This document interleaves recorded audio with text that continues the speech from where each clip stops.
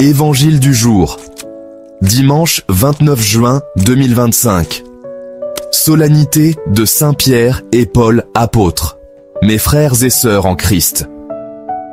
Aujourd'hui, plongeons ensemble dans un moment clé de l'Évangile selon Saint Matthieu, chapitre 16, versets 13 à 19. Écoutons attentivement le Saint-Évangile. En ce temps-là, Jésus, arrivé dans la région de Césarée de Philippe, demandait à ses disciples, au dire des gens, qui est le Fils de l'homme? Ils répondirent, pour les uns, Jean le Baptiste, pour d'autres, Élie, pour d'autres encore, Jérémie ou l'un des prophètes. Jésus leur demanda, et vous, que dites-vous? Pour vous, qui suis-je? Alors Simon-Pierre prit la parole et dit, tu es le Christ, le Fils du Dieu vivant. Prenant la parole à son tour, Jésus lui dit, heureux es-tu, Simon fils de Jonas. Ce n'est pas la chair et le sang qui t'ont révélé cela, mais mon Père qui est aux cieux. Et moi, je te le déclare, tu es Pierre, et sur cette pierre, je bâtirai mon église. Et la puissance de la mort ne l'emportera pas sur elle. Je te donnerai les clés du royaume des cieux. Tout ce que tu auras lié sur la terre sera lié dans les cieux, et tout ce que tu auras délié sur la terre sera délié dans les cieux. Acclamons la parole de Dieu. Faisons une pause en silence et laissons ces paroles de l'Évangile résonner dans votre cœur. Qu'est-ce qui vous frappe le plus? Conservez cela tandis que nous continuons. C'est la parole de Dieu, une lumière pour notre chemin. Jésus commence par sonder l'opinion publique, mais il veut plus qu'un simple sondage. Il interroge ses disciples, non pas pour recueillir des statistiques, mais pour ouvrir un dialogue profond. Il veut savoir ce que chacun porte dans son cœur, au-delà des rumeurs et des idées reçues. Les disciples rapportent ce que les gens disent de lui, mais Jésus cherche une réponse personnelle. Il ne se contente pas des réponses collectives ou des opinions populaires. Il invite chacun à réfléchir à sa propre perception, à dépasser le simple écho de la foule. Il nous interpelle. Et vous, que dites-vous? Cette question, posée il y a des siècles, résonne encore aujourd'hui avec la même intensité. Elle nous pousse à l'introspection, à regarder au fond de nous-mêmes. Ce n'est plus une question collective, mais une invitation à s'engager. C'est un appel à sortir de l'anonymat, à oser exprimer ce que l'on croit vraiment, même si cela demande du courage. Répondre à Jésus, ce n'est pas répéter ce qu'on a entendu, c'est parler de notre propre relation avec lui. C'est accepter de se dévoiler, de partager ce qui nous touche, ce qui nous fait douter ou espérer. Jésus attend une réponse du cœur, pas une définition apprise. Il désire une parole vraie, sincère, qui vient de notre expérience et de notre cheminement personnel. Cette question traverse les siècles et s'adresse à chacun de nous aujourd'hui. Elle a été posée à des générations entières, dans des contextes différents, mais elle garde la même force, la même urgence. Qui est Jésus pour moi, concrètement, dans ma vie? Quelle place lui accordai-je dans mes choix, mes doutes, mes joies et mes peines? Suis-je prêt à passer de la connaissance à la foi vivante? À laisser cette question transformer mon quotidien? À faire un pas vers une relation plus profonde? Osons une réponse personnelle, authentique, qui engage toute notre vie. C'est un choix qui demande du temps, de l'honnêteté, et parfois du silence pour écouter ce qui se passe en nous. C'est là que commence la vraie rencontre avec le Christ, dans la simplicité d'une réponse qui vient du plus profond de notre être. Face à la question de Jésus, Pierre s'exprime avec foi. Tu es le Christ, le Fils du Dieu vivant. Dans ce moment unique, Pierre ne se contente pas de répéter ce qu'il a entendu ou appris des autres. Il laisse parler son cœur, inspiré par une conviction profonde qui le dépasse. Cette confession va bien au-delà des attentes. Pierre reconnaît en Jésus le Messie et le Fils de Dieu. Il ose proclamer une vérité qui change tout. Une vérité qui éclaire non seulement sa vie, mais aussi celle de tous ceux qui l'écoutent. Jésus souligne que cette foi ne vient pas de Pierre lui-même, mais d'une révélation du Père. C'est un don, une lumière intérieure qui éclaire l'esprit et touche le cœur, bien au-delà de la simple compréhension humaine. La foi n'est pas une simple opinion, c'est un don de Dieu. Elle est une force qui nous pousse à avancer, à espérer, à aimer, même lorsque tout semble obscur autour de nous. Même si nous doutons parfois, Dieu nous donne la lumière pour reconnaître son Fils. Dans nos moments de questionnement, il nous rejoint, nous relève et nous invite à regarder plus loin, à voir au-delà de nos limites. Notre rôle est d'accueillir ce don, de dire oui comme Pierre. Il s'agit d'ouvrir notre cœur, de faire confiance, même si nous ne comprenons pas tout, et de laisser Dieu agir en nous. La foi chrétienne commence par cette reconnaissance. Jésus est le Christ, Dieu fait homme. C'est le point de départ d'une aventure intérieure, d'un chemin de transformation et de rencontre. C'est une grâce à demander chaque jour.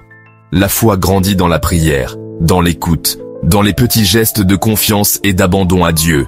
Comme Pierre, laissons l'Esprit Saint ouvrir notre cœur à la vraie identité de Jésus. Demandons-lui de renouveler notre regard, de nous donner la force de croire, même dans l'épreuve. Même dans nos faiblesses, Dieu peut faire grandir notre foi. Il transforme nos doutes en confiance, nos peurs en espérance, et nos fragilités en occasion de rencontre avec lui. Accueillons ce don et demandons à Dieu de nous révéler toujours plus qui est Jésus pour nous. Que notre foi devienne vivante, rayonnante et source de paix pour ceux qui nous entourent. C'est ainsi que notre vie se transforme. La foi nous ouvre à la nouveauté, à la joie profonde, à la liberté d'aimer sans réserve. La foi, reçue et vécue, devient le fondement de notre existence, la pierre sur laquelle nous pouvons bâtir chaque jour, avec confiance et espérance. Jésus donne à Simon un nouveau nom, Pierre, le roc. Sur cette foi solide, il bâtit son Église, une communauté appelée à résister à toutes les tempêtes. Ce n'est pas la perfection de Pierre qui compte, mais sa foi reçue de Dieu. Jésus promet, la puissance de la mort ne l'emportera pas sur elle. L'Église traverse les siècles, portée par cette promesse. Même dans les crises, l'Église tient bon parce qu'elle repose sur le Christ. Notre mission, rester unis à cette foi, être des pierres vivantes dans la construction de l'Église. C'est le Christ qui bâtit, et rien ne peut détruire son œuvre. Jésus confie à Pierre les clés du royaume, symbole d'une autorité spirituelle. Lier et délier, c'est discerner, pardonner, ouvrir les portes du salut. Ce pouvoir n'est pas domination, mais service et libération. Les clés servent à ouvrir, à libérer du péché, de la peur, de la solitude. Chacun de nous, par le baptême, reçoit aussi cette mission d'ouvrir des portes. Par le pardon, l'écoute, l'accueil, nous participons à la mission du Christ. Soyons des porteurs de clés, des artisans de liberté et d'espérance. Comment vivre concrètement cette mission? Regardons l'exemple de Léo, un élève. Léo remarque Tom, souvent isolé dans la cour de récréation.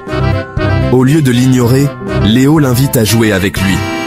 Ce simple geste brise la solitude de Tom, ouvre une porte à l'amitié. Léo n'a pas fait de discours, il a agi avec le cœur. Chacun de nous peut être porteur de clés dans son quotidien. Un sourire, une invitation, un mot d'encouragement peuvent changer une vie. C'est ainsi que le royaume de Dieu se rend présent, à travers nos actes concrets.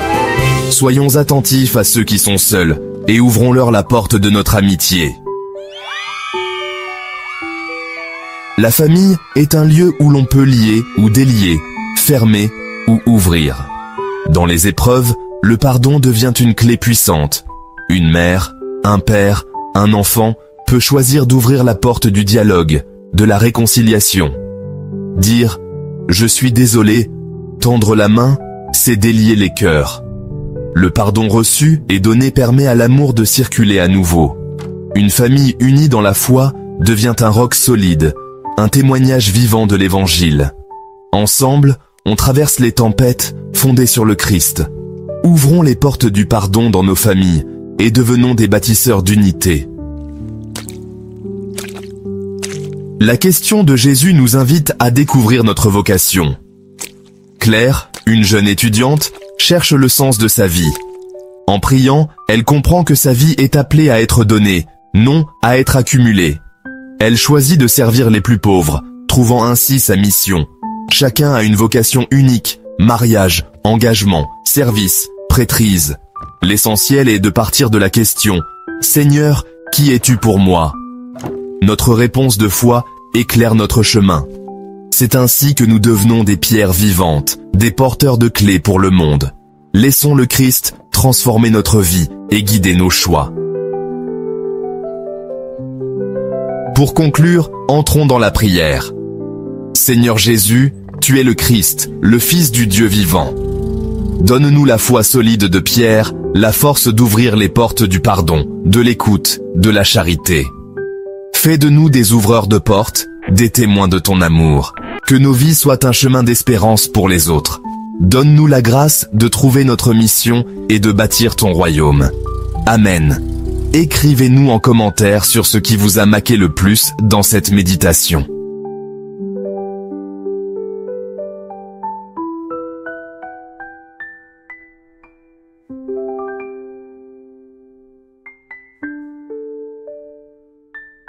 Merci d'avoir regardé ma vidéo jusqu'à la fin.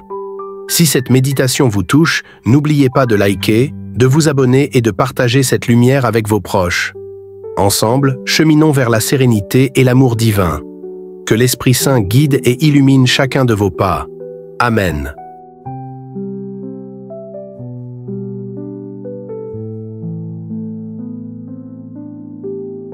Merci d'avoir regardé ma vidéo jusqu'à la fin. Si cette méditation vous touche, n'oubliez pas de liker, de vous abonner et de partager cette lumière avec vos proches. Ensemble, cheminons vers la sérénité et l'amour divin. Que l'Esprit Saint guide et illumine chacun de vos pas. Amen.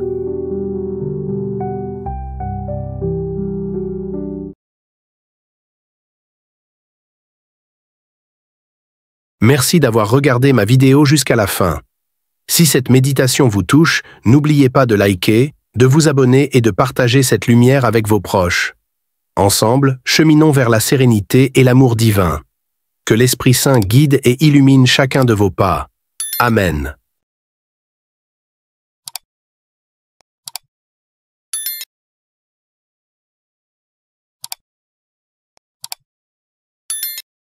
Merci d'avoir regardé ma vidéo jusqu'à la fin. Si cette méditation vous touche, n'oubliez pas de liker, de vous abonner et de partager cette lumière avec vos proches. Ensemble, cheminons vers la sérénité et l'amour divin. Que l'Esprit Saint guide et illumine chacun de vos pas. Amen.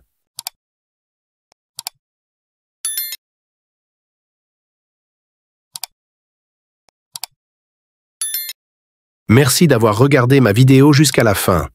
Si cette méditation vous touche, n'oubliez pas de liker, de vous abonner et de partager cette lumière avec vos proches. Ensemble, cheminons vers la sérénité et l'amour divin. Que l'Esprit Saint guide et illumine chacun de vos pas. Amen.